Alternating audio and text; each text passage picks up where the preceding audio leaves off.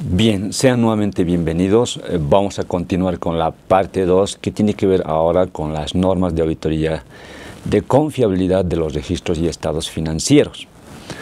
En las anteriores sesiones habíamos explicado las normas de auditoría financiera gubernamental, las normas de auditoría financiera que tienen que ver con las empresas. Ahora nos toca revisar las normas de auditoría, reitero nuevamente, de auditoría de confiabilidad de los registros y estados financieros. Cada una de estas normas tiene una parte relativa a disposiciones generales de las normas, la primera parte de las normas. En esta justamente parte de disposiciones generales nos menciona la norma que la aplicación de estas normas específicas son prácticamente obligatorias por las unidades de auditoría interna de las entidades públicas. Es decir, estas normas relacionadas con la confiabilidad de los registros y estados financieros son de aplicación por las unidades de auditoría interna de las entidades públicas. Ahora bien, también la parte de disposiciones generales nos menciona de que ante vacíos técnicos, muchas veces el auditor se enfrenta a vacíos técnicos que no están incorporados en las normas. En este caso hace referencia de manera muy específica. Dice, ante vacíos técnicos se debe hacer una consulta escrita a la Contraloría General del Estado como órgano rector del control gubernamental, ante aspectos que no estén contemplados obviamente en las normas, ¿no? Si hay alguna situación que el auditor no esté identificando en las normas de auditoría, entonces se hace la consulta correspondiente para que el órgano rector emita la opinión pertinente, ¿no? Adicionalmente, estas normas especifican qué se entiende por auditoría de confiabilidad de los registros y estados financieros y señala, es la acumulación y evaluación objetiva de evidencia. ¿Cuál es el propósito? Dice, emitir un pronunciamiento. Acá hay una diferencia, se emite un pronunciamiento sobre la confiabilidad de los registros y estados financieros en el marco de las normas básicas del sistema de contabilidad integral. Reitero, acá hay una diferencia. En las anteriores normas de auditoría financiera se emite una opinión. En este caso se emite un pronunciamiento sobre la confiabilidad de los registros contables y de los estados financieros que surgen de esos registros contables en el marco de las normas básicas del sistema de contabilidad integrado. Pasando ya a las normas mismas, incorpora 6 normas específicas. ¿Cuáles son estas?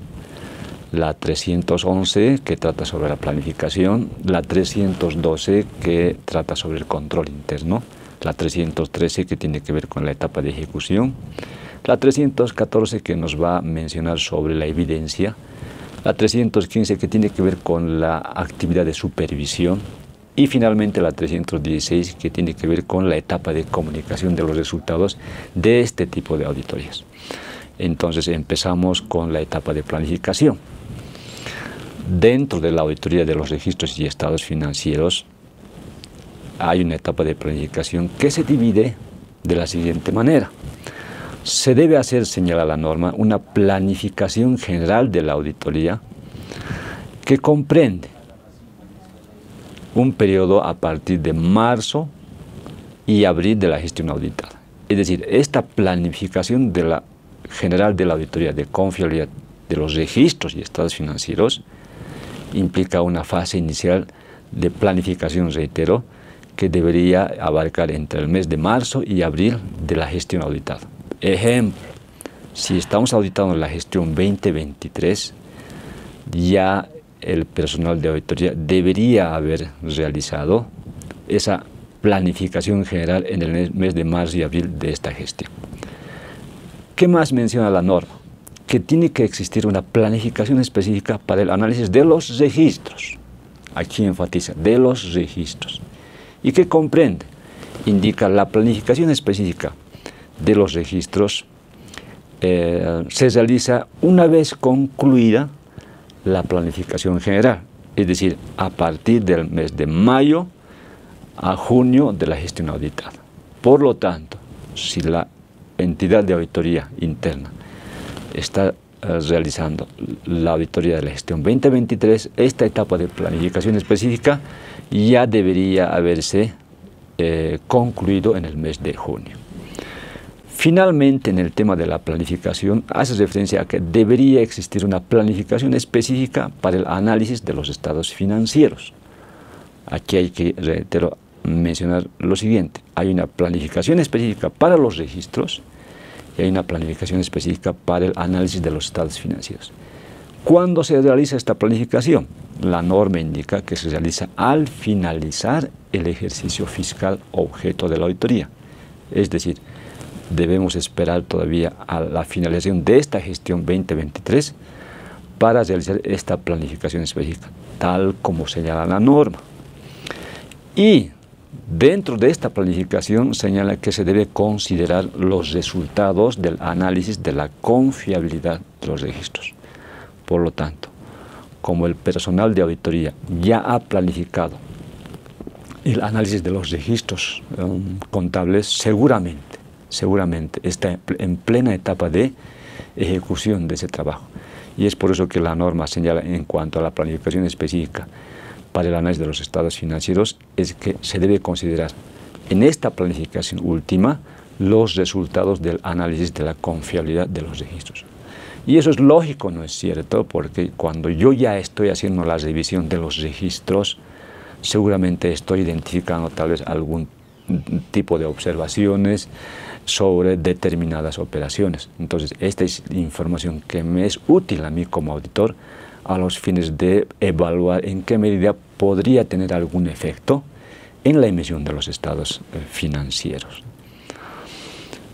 Producto de la planificación general y de la planificación específica para el análisis de los registros y de los estados financieros, la norma dice que se deben elaborar los siguientes documentos. Un memorándum de planificación de auditoría que debe contener los aspectos señalados en la norma. ¿Cuáles son?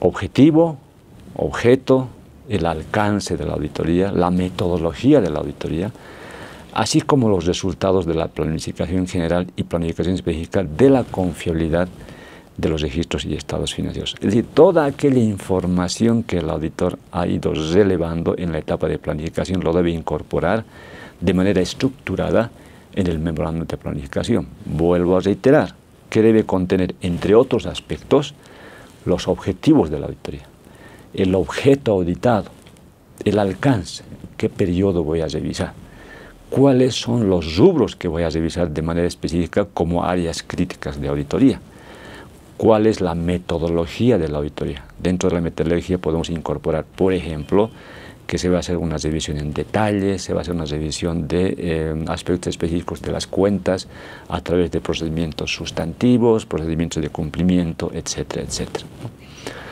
Además, otro producto de la etapa de planificación, programas de trabajo para la ejecución de los procedimientos respecto a la confiabilidad de los registros, y otros programas de trabajo para la ejecución de procedimientos respecto a la confiabilidad de los estados financieros. Ojo, a tomar en cuenta, hay dos tipos de programas. Uno que tiene que ver para la ejecución de procedimientos para verificar la confiabilidad de los registros y otro conjunto de programas de trabajo para verificar la confiabilidad de los estados financieros. Con esto terminamos la etapa de planificación. La norma además señala que hay que cumplir la evaluación del control interno. Se debe realizar la evaluación del control interno. Lo menciona como una norma específica, la norma 312, control interno, que señala: esta evaluación del control interno de los registros se debe realizar durante la gestión fiscal correspondiente al periodo de la auditoría. Obviamente, es lógico, ¿no es cierto? Si yo estoy haciendo la auditoría de la gestión 2023, debo hacer la evaluación del control interno de esta gestión, de este periodo. Esta evaluación del control interno, además, debe incorporar precisamente por parte del auditor la selección de las áreas más relevantes que tienen que ver con las operaciones sustantivas de la entidad, ¿no? Aquellas operaciones que tienen que ver, reitero, con operaciones que son las más relevantes, aquellas que tienen peso, en otras palabras, respecto a los estados financieros y a los registros, ¿no?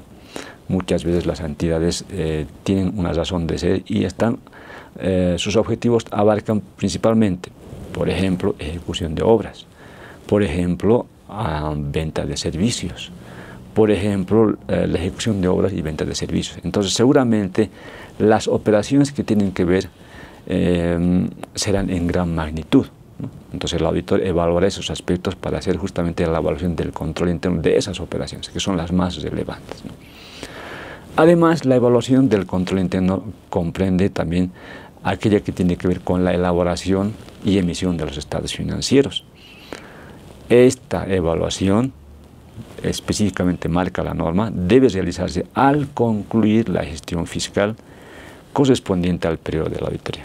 Vuelvo a reiterar, a la finalización de la gestión. Si nosotros como auditores estamos realizando la auditoría de la gestión 2023, debemos esperar hasta la finalización de esta gestión para hacer la evaluación del control interno que tiene que ver con la emisión de los estados financieros.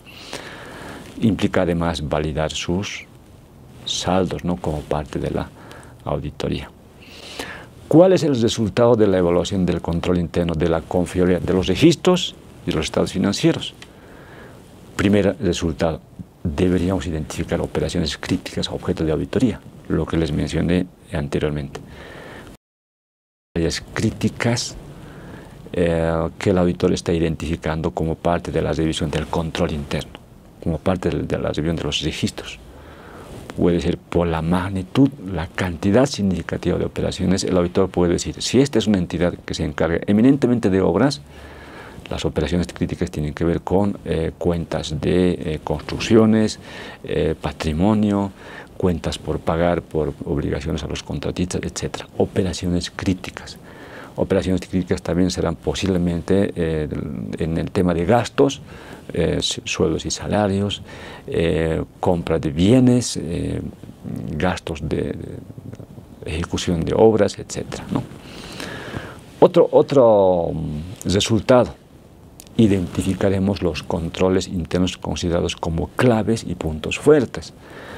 Decimos controles clave, aquellos controles que la entidad los ejecuta o los debería ejecutar, que tienen relación directamente con las, podemos llamar, con la integridad, la información que se presentan en los estados financieros. Un control clave, así muy cortito, por ejemplo, es el de realizar arqueos mensuales del movimiento de caja. Es un control clave. ¿Qué tiene que ver con qué? Con la integridad del dinero recontado, que tiene que ver con la propiedad de ese dinero. Entonces, esa información de evaluación, de integridad, se relaciona directamente con el saldo de la cuenta. Por lo tanto, al cumplirse este control clave, me está, entre comillas, asegurando razonablemente que ese saldo está bien, porque se ejecuta un tipo de control que es clave para las operaciones de la entidad. Y los puntos fuertes, que si bien no tienen una relación directa, como el anterior caso de los controles clave, nos están mencionando si realmente hay operaciones que están bien controladas, que no hay fallas que me permitan dudar respecto a la existencia de errores o tal vez irregularidades, ¿no?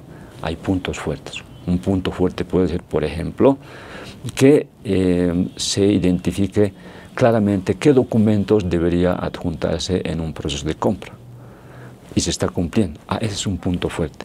Que ese punto fuerte además se considere como control clave tiene que ver básicamente con su relación en los estados financieros. Los auditores conocemos, ¿no es cierto?, que los estados financieros son la representación del estado de situación de una entidad, ¿no? Y esa representación básicamente está dada en que el ente en este caso la máxima autoridad ejecutiva, está afirmando, está aseverando que los saldos de los estados financieros son los que están ahí, ¿no? Por lo tanto, me está aseverando de que son íntegros, no hay más operaciones que no se hayan registrado, los estados financieros en cuanto a bienes, en cuanto a derechos, son de propiedad de la entidad. Entonces, esas son las aseveraciones que está haciendo la entidad. Por lo tanto, cuando hablamos de controles internos clave, tiene que ver directamente con esas aseveraciones. Como parte de los resultados de esta etapa de control interno, debemos identificar los riesgos de control de las operaciones críticas analizadas. ¿Cuáles son los riesgos de control que el auditor está identificando que pueden tener un efecto directamente en las operaciones y en los saldos de los estados financieros? Un riesgo de control puede ser, por ejemplo, que debido a que no se realizan arqueos mensuales o debido a que no se realizan conciliaciones mensuales, el riesgo es de que esos saldos estén distorsionados. Es un riesgo de control, ¿por qué? Porque alguien no ha implantado un control, ¿no? O ese control es deficiente. Es precisamente debido a esas situaciones que es que hay un riesgo de que los saldos estén distorsionados, ¿no? O las operaciones no estén bien sustentadas y tengan un efecto adicionalmente en los saldos, ¿no? Además, como parte de la elaboración del control interno, debemos identificar los puntos débiles de control en las operaciones críticas analizadas. Ya lo había mencionado, falta de conciliaciones, falta de arqueos, tal vez no se hacen al final del ejercicio inventarios de materiales. Esos son los puntos débiles, ¿no? Aquel control que no se ha implantado o que se realiza mal, ¿no? Los puntos débiles. Y el auditor debe evaluar si esos puntos débiles van a tener algún efecto en la exposición, presentación, revelación de los saldos de los estados financieros.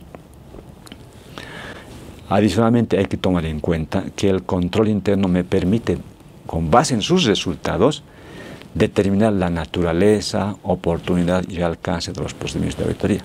Los auditores sabemos que, como parte del estado de situación del control interno, de los riesgos identificados, tanto riesgos de control, riesgos inherentes, el auditor debe, sobre la base del nivel de riesgos, que lo califique ya sea como alto, como medio, como bajo, va a determinar un tipo de procedimiento de auditoría, en la oportunidad, en qué momento lo va a ejecutar y el alcance, cuántos tipos de procedimiento va a realizar a los fines de satisfacerse de si los saldos de los estados financieros que se están revisando son razonables, ¿no? Entonces, esto ya depende del auditor, determinar la naturaleza, el tipo de procedimientos de auditoría, la oportunidad, en qué momento y la magnitud, cuántos procedimientos voy a aplicar. Como parte del control interno se tienen que hacer pruebas de cumplimiento para comprobar el funcionamiento del control interno. La entidad me puede decir que sí, aplica controles internos en la elaboración de los comprobantes, en la registración contable, en la emisión de los estados financieros. Pero yo, auditor, debo probarlos. Justamente debemos hacer pruebas de cumplimiento para comprobar el funcionamiento de esos controles internos. Un ejemplo así bien chiquitito. Si la entidad me está indicando que como parte del control interno se ha identificado una guía que establezca los sustentos que deben tener los comprobantes, yo, auditor, debo verificar que efectivamente se cumplan, existan esos sustentos, ¿no? Entonces estoy comprobando que el control interno evidentemente se ha hecho cumplir, ¿no? Como resultado de las pruebas de cumplimiento se va a confirmar la vulnerabilidad de las operaciones a errores y irregularidades, debido a la probable debilidad del control interno en su funcionamiento, lo que les acabo de decir. Ya, si el control interno respecto a la sustentación documental de las operaciones funciona, ese control interno es eficaz. O, de lo contrario, si hemos verificado, como parte de las pruebas de cumplimiento, revisión de algunos comprobantes, los que decide el auditor bajo su criterio, y vemos que no se sustentan en varios la documentación correspondiente, entonces vamos a confirmar de que hay debilidades, ¿no?, en la aplicación del control interno en su funcionamiento. Entonces, esos son los aspectos que nosotros debemos ir identificando en la etapa de control interno. Ahora bien, si hemos encontrado observaciones, estas observaciones o deficiencias significativas o importantes de la evaluación de esta etapa del diseño y funcionamiento del control interno deberían ser reportadas en el informe de confiabilidad de los registros. ¿Por qué? Porque estoy revisando control interno de los registros. Lo que les decía hace un minuto atrás en el ejemplo, ¿no es cierto? En el ejemplo hay una guía que establece qué documentos se deben adjuntar a las operaciones. Verificada el cumplimiento de esa guía, hemos encontrado que sí, todo está bien. O que no, hay algunos casos de comprobantes que no están sustentados. Por lo tanto, el auditor tiene que evaluar cuál es la relevancia de esta observación para reportarla en el informe de confiabilidad de los registros. Aparte de eso, podemos nosotros mencionar varios ejemplos, ¿no es cierto?, respecto a la revisión del control interno de los registros contables. Adicionalmente, las deficiencias significativas y importantes en la evaluación del diseño y funcionamiento del control interno relacionado, miren, con la elaboración y emisión de los estados financieros. Lo anterior era con los registros, ahora es de los estados financieros. Es decir, como parte de la evaluación del control interno relacionada con la emisión de los estados financieros, así como las que resultaron de las operaciones o transacciones con efecto financiero, deben ser reportadas en el informe de confiabilidad de los estados financieros.